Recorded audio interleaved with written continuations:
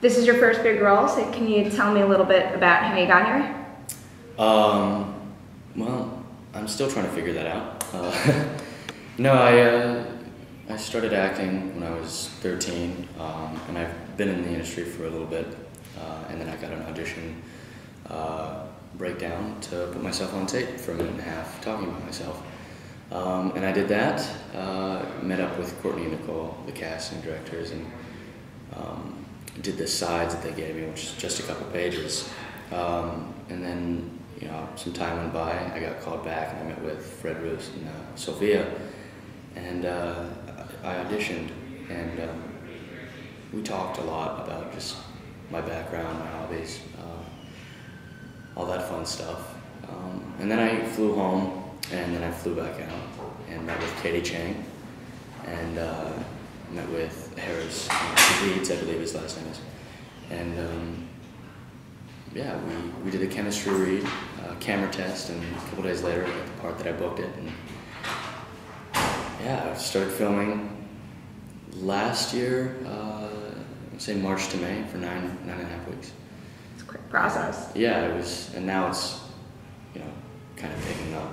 You got all the press tour and Cannes, and now I'm really starting to notice what's going on. So yeah, I'm still trying to figure out how the process went and whatnot. So. And do you remember what you had to audition with? Because there's like a lot of different sides to him, so I was curious what they wanted to say. I auditioned with the scene of Rebecca and I sitting in the room, and we're going through the magazines, and we're talking about her parents and my parents, and how my dad's a distributor for the movie company. And I auditioned with the other scene where, what was the other scene I auditioned for? Huh. What do you like better, auditioning in front of people or doing it on tape? Is one more intimidating than the other? I like, well, a little bit. Auditioning in front of people, it's just like, okay, it's done. But actually, I've been in 3 films, and all 3 I've started with an audition on tape. So I don't know if that's good or if that's bad, but You're in them, so it has to be good. Well, it's I'd say they're both pretty cool. Auditioning on tape, I like doing when I'm back home in Mississippi and with my mom, because she pushes me to do it, and we've got our whole setup there, so it's just boom, boom, boom, and it's done. Whereas in LA, it's kind of a hassle trying to find a flat background. So it's kind of like a mixture, I'd say. I like them both. So then what was step 1 when you got the role? Actually, what did you do to celebrate when you first got the role? I didn't do anything to celebrate. I'm not a big celebrate guy until it's after, until it's done with. It's a good point. Yeah, my mom always says don't count your chickens before they hatch, so kind of go off that. It's a good motto. So in that case, how did you prepare for this? Was there any group, half the fun of this movie is seeing them all, even though they're doing something bad, is seeing them all have fun together. So was there any kind of chemistry building before you hit the set? Oh yeah, we did little fashion shows with the cast, and I had learned to walk in heels, and they dressed me and had.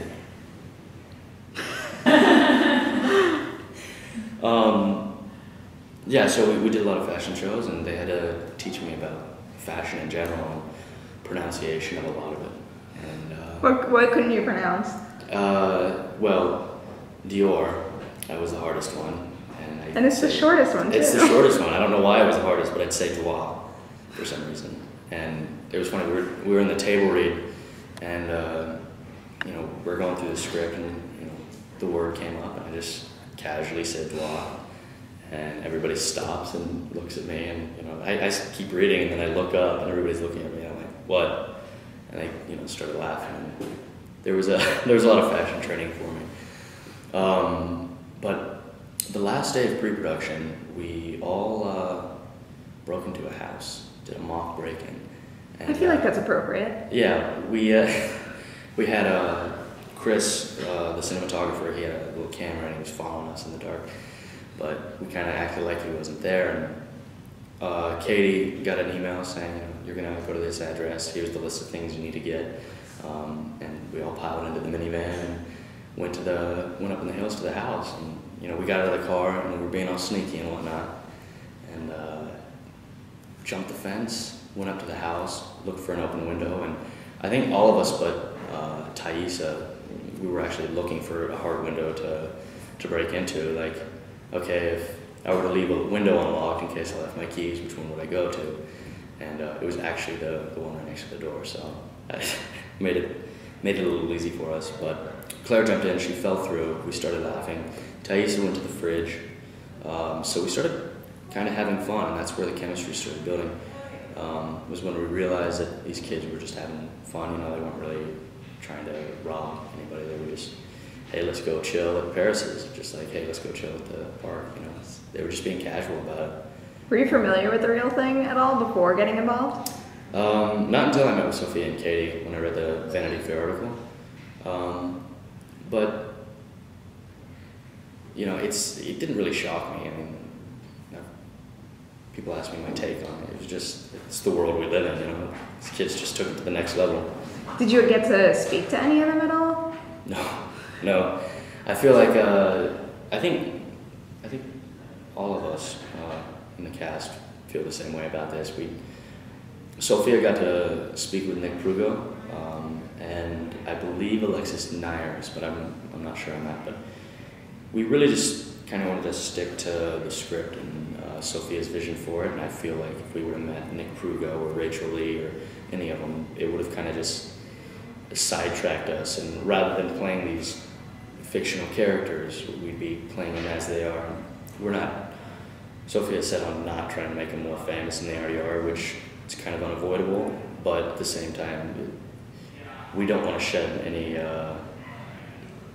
this is okay, you know, like, it's, what they did was wrong, you know, so we're not trying to uplift that. What they did was very wrong, but at the same time, it's movie making, and like this concept is just prime, and it feeds off of, I mean, you know, celebrity culture that we kind of all have in us a little bit.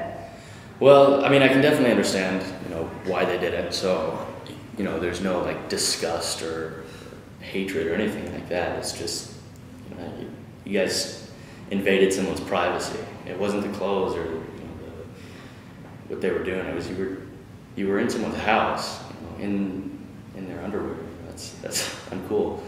About to take someone's dog. Yeah. Have you seen Spring Breakers? I have. It is just interesting to see this and that come so closely because they're so different but so similar, and even the styles kind of line up. Well, you know, when I saw Spring Breakers, I kind of thought of Sophia when I saw it, just because, you know, you look at the trailer of Spring Breakers and it's this really fast-paced kind of spring break beach party movie, and it's actually just, you know, it's kind of slow, and you know, you either look at that as, okay, this movie's slow and boring, and you look at this as like, you know, Spring Breakers over and over, spring break, you know, that's what, when people are daydreaming, that's what they're thinking, and that's the art behind these type of films, and I feel Spring Breakers just had kind of that Miami feel to it, and now we're bringing it to the LA, and then, I don't know, maybe next is New York. Maybe we gotta hit that up. How about the difference between one being entirely fictional and then the other having true roots? Well, I don't know. You know, I think they're both pretty interesting storylines. I think they're both pretty creative, and you know, yes, this is based on a true story, but we did try and make it as fictional as possible. But saying that, we still took a lot of what the kids actually said, and some of the scenes. I noticed that in the Vanity Fair article. Yeah. I saw a couple lines come in. I think the reason Sophia, you know, left it in there is because it's just so outrageous. Like, definitely Alexis, Emma Watts' character. Have you seen the film? Yes. Okay, so at the end of it, like, you know, she's just completely oblivious to what she just did. I don't know about oblivious, but she's acting like, you know, she's this queen of everything. And I think it was just kind of like, I don't know, I don't want to say making fun of, but poking a stick at that kind of stuff. Like, wow, you guys are it's pretty intense. It's also interesting having someone like Emma Watson play that role, and I feel like even during the time when they did this, they could have targeted her. Yeah, I mean, they could have. I don't know. Emma's the type of girl. I mean, she said publicly, less is more. So, you know, I don't think that's where these kids were going after. I think they were going after more like the sluttier type of clothing, and that's just not Emma. You know, Emma had to change a lot just to play this, and I think she did a good job. You know, she had the tramp stamp. Did you see that? I missed that one. Yeah, this role was unlike Emma, and I feel breaking out of that, she did a good job. How about working with Katie? Because I spoke to her when she had Birder's Guide to Everything here at Tribeca, yes. And I expect great things from her. So what can you say about working with her? Katie is, she is very intelligent. I don't know if you picked that up. She is the type of girl to go to work and then go home and then do her schoolwork, which I was the type of person to get home from school and not do homework at all. No, she's very sweet, and the fact that this is really her first movie is, she did a fantastic job. Just bewildered by her. I couldn't have done it, you know, and definitely that's a lot of pressure, you know, and Sophia put a lot of trust in her, and she handled herself well. So Katie's a good person. There's got to be some pressure on your end too, because he's like, he's basically the person leading us through this story, and he's also the key to making you like them and understand what they're doing, but also still recognize the bad in it at the same time. Well, I think what helped me out during filming is I did not know that. I mean, reading the script, when I'm reading it, I'm thinking, okay, I'm going to play this scene, not necessarily let's look at the big picture and this is how the film's going to turn out. And plus, with Sophia's editing and her talent, you know, off set and in the editing room, it's just, she really pulls you in, and she knows how to do it. So I don't know if that was more my acting or her editing, but no, I didn't realize how much sympathy I was pulling in when I was filming this. So I think that helped. Is there anything that you learned from Sophia that you're gonna take with you throughout your career? Any pointers? I observe, so I pick up on a lot of just what she does and what everybody does, including Emma. But the main thing that I learned from Sophia, and it's very simple, but before a scene, I jump up and down and I get the blood flowing, and that really takes the scene to the next level. And she'd always have us jump up and down for the scenes. And, you know, we're about to roll the house. And, all right, let's do this. You know, yeah, that was. Like I said, it was a very simple thing, but that has probably been the most biggest impact since going on my audition and working, is jumping up and down that simple. Now, somewhat inappropriate, but appropriate. Did you get to take anything from set? No, I didn't. I was kind of bummed. The picture of the poster where I'm in those shoes, they're kind of pink and purple. Those are Balenciagas, and those were comfortable and those were hip. You know, I wanted those. And then, you know, looking back, and especially on this press tour, I've gotten a lot of questions about the heels. I want to keep those. I think I might ask for those. Just put them in a little glass vase, souvenir them. You know, why not? That was a battle I overcame. So. And now, what are you hoping from here? Is there any specific type of role you'd really love to have? A person you were hoping to work with? No, not really. I'll know what's right when I read it, and I've got a good team behind me, so we'll go after it and get it done.